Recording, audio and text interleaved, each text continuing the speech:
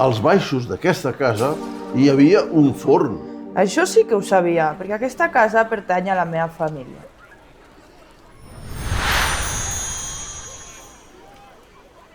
T'explico el que sé, Patat, ja veuràs. Aquest terreny abans era de Cal Redolaina. Després ho va vendre el Xaupera i aquest al Xurrina, el Francesc Rosriu, el vell Xurrina.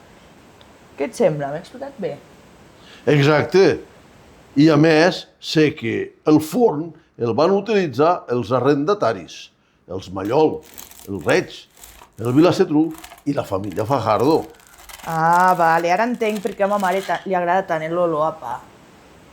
Quina llàstima que no haguessin continuat fent pa i pastes. Per cert, el Sisquer, durant un estiu, va aprendre l'ofici de forner a Parets del Vallès, però no va exercir mai la professió de forner perquè s'havia d'ocupar del negoci familiar, la carnisseria.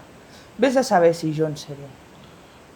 Doncs, si és així, jo seré el client més important. Aquí és la casa pairal de Cal Xurrina. En aquests moments estan obrant.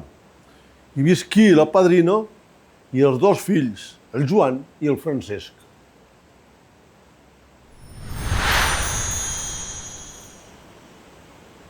Hem de pujar per aquí? Sí, per aquí, per aquest camí, conegut la Pujadera. És veritat que tenien un safareig. Oh, i tant! Aquí hi havia l'escorxador i al costat el safareig. Em deia la padrina que s'havien d'aixecar ben d'hora per fer embotits. Sí, a les 5, tots en peu, i vinga a fer botifarra i el mandongo i bringuera i bull, fuet i llangonissa. I això d'aquí al costat què era? El palleró.